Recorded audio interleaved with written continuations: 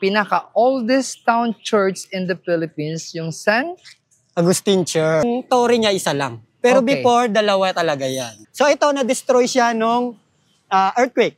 So ito na lang naiiwan. 1800s tapos 1900s ito na siya. Ito kabila. So meron yung bell po ng kabila, i-display po yan sa loob ng San Agustin Church. So Dito na makikita sa loob. natin. So makikita Alright. natin, bisitahin Sige, natin. sige, sige. Pandagdigang pamanang puk ng simbahan ng San Agustin. World Heritage siya. Isa sa apat ng simbahang barok. O tama ko! Yung Baroque, Manila Cathedral is Baroque style. Baroque style. Diba? Ng Pilipinas style. So ngayon, pasukin na natin yung San Agustin Church. May kinakasal pa ba rin? Yes, everyday may kinakasal dito. Wow. Karaniwan dito, Filipino-Chinese ang kinakasal. Ito yung pinaka-original na pintuan.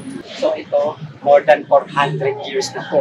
And this is the bell of the most sweet name of Jesus.